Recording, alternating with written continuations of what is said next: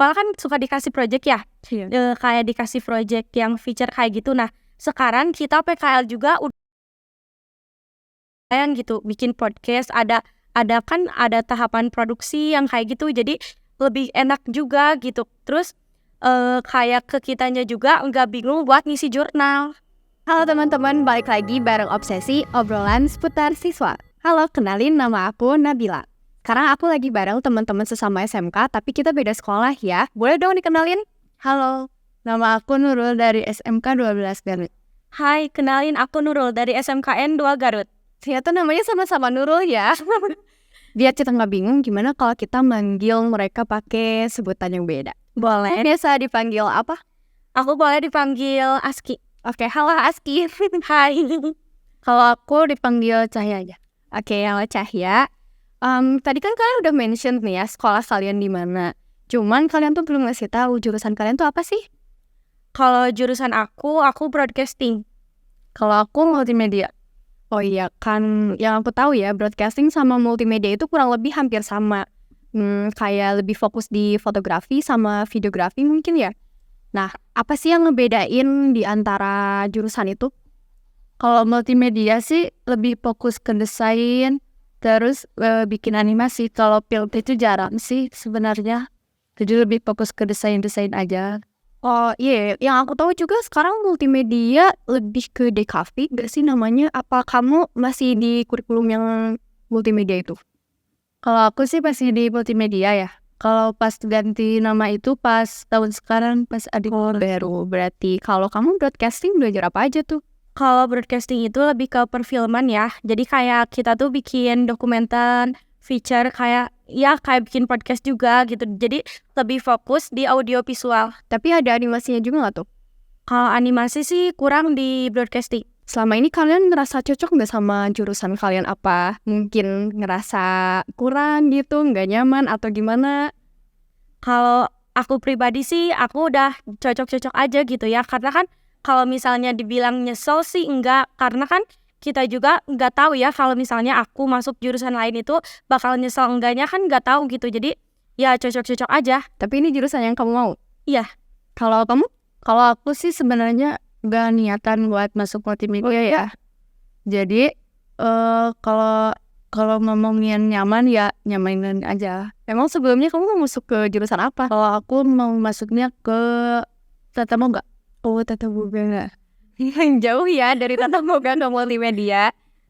Ada gak sih alasan kalian tuh kenapa harus milih SMK? Kenapa gak SMA aja? Karena kan orang bilang nih ya kalau misalnya masuk SMA tuh kesempatan masuk kuliahnya lebih besar gitu. Sedangkan kalau SMK perjuangannya lebih berat juga.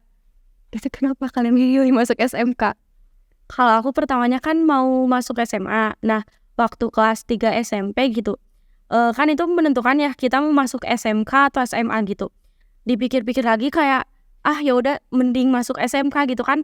Terus banyak yang ngomong kalau kita masuk SMK keluarnya tuh bisa langsung kerja, tapi kan itu nggak semua orang bisa kayak gitu. Itu gimana orangnya, ada yang ya SMK terus ngelanjutin kuliah, ada yang SMK terus langsung kerja juga, ada juga yang nganggur gitu. Itu kan kayak gimana orangnya aja gitu. Tapi kalau menurut aku masuk SMK itu lebih banyak pengalamannya. Oh iya. Lebih leluasa buat kalau sudah lulus SMK nggak kuliah itu lebih leluasa nyari kerja sih karena udah ada pengalaman kerja. Ya, tapi mau gimana pun, mau kita kuliah atau kerja sehabis lulus, itu gimana kitanya aja ya teman-teman. Gimana rezekinya juga udah diatur semuanya. Yang aku tahu kan SMK tuh lebih fokus di bagian praktiknya gitu ya. Nah, buat kalian, praktik itu penting gak sih atau lebih mending ngedalamin teorinya aja? Kalau menurut pribadi aku ya, praktik itu penting. Soalnya kan kalau misalnya kita cuma belajar teori ya, contohnya kita kan belajar teori kamera. Nah, di situ kan diajarin gitu tombolnya gimana. Kita kalau cuma ngebayangin terus lihat gambar aja kan nggak tahu ya aslinya gimana gitu.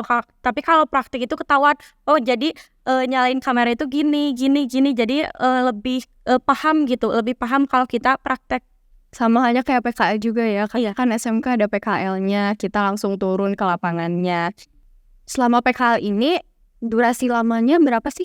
Soalnya kan ada yang beda-beda tuh ya. Kalau Kalian gimana? Kalau aku sih kan katanya sekarang tuh kurikulum merdeka ya. Jadi PKL itu yang tadinya cuma 3 bulan jadi nambah jadi 6 bulan. Kalau aku sih 5 bulan. Tapi hampir full 1 semester berarti ya. Iya. Dan sayangnya itu kejadian di angkatan kita.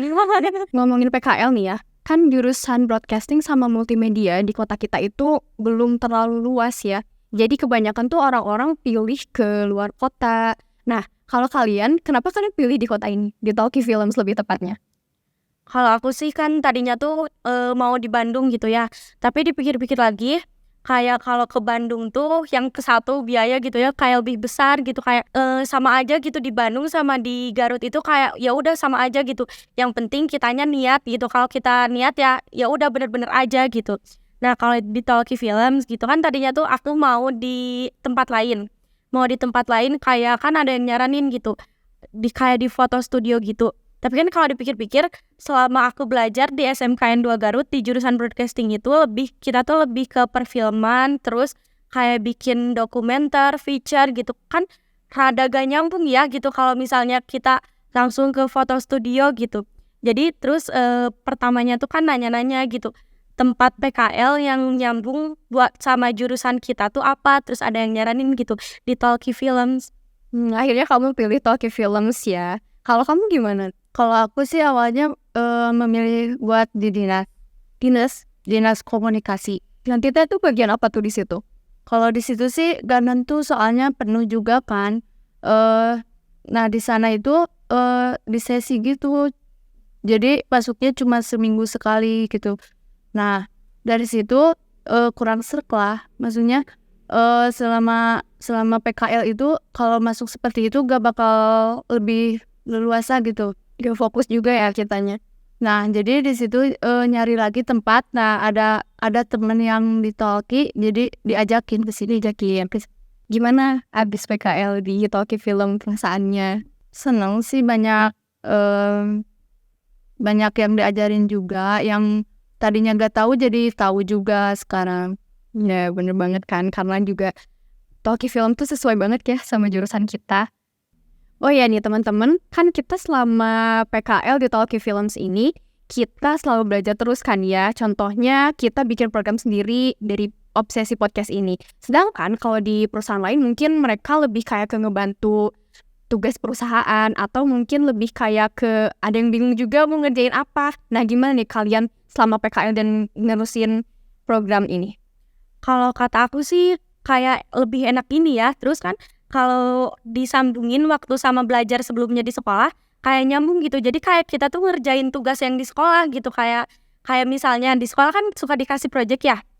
Kayak dikasih project yang feature kayak gitu. Nah, sekarang kita PKL juga udah kayak gitu. Jadi kita tuh udah kebayang gitu bikin podcast, ada tahapan produk kayak gitu. Jadi lebih enak juga gitu. Terus kayak ke kitanya juga nggak bingung buat ngisi. Bener, dikasih jurnal juga ya buat kegiatan selama PKL. Jadi Harus susah-susah juga.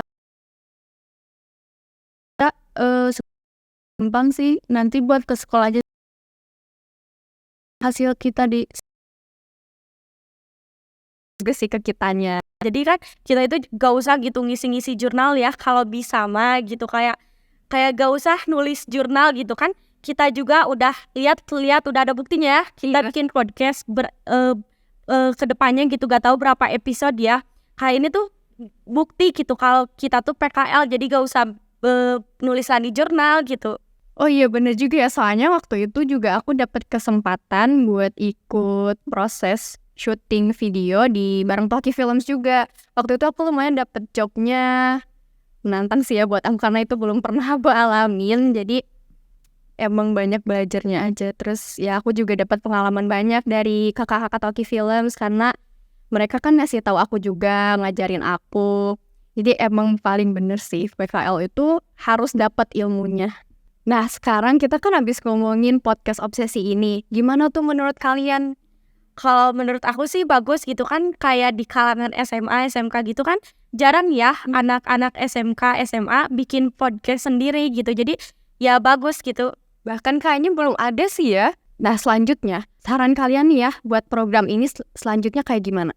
Sarannya sih lebih maju aja. Jadi narasumbernya itu lebih yang hits-hits di zaman sekarang aja. Jadi lebih menarik gitu buat orang nonton gitu. Contohnya siapa tuh yang menarik-menarik? Contohnya yang lebih prestasi seperti itu aja sih. Ya kayak dari dari sekolah lain gitu. Misalnya kita ngundang dari sekolah lain, dari SMA lain juga gitu. Jadi gak narasumbernya tuh itu aja, gak ngebosenin gitu. Yang bisa ngasih impact besar juga ya ke kita. Kalau bisa sih kepala sekolah aja.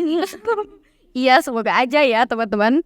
Kayak yang dua Nurul bilang ini alias Aski sama Cahya, kita tuh mau undang narasumber atau bintang tamu buat selanjutnya. Nah, buat teman-teman yang punya rekomendasi, boleh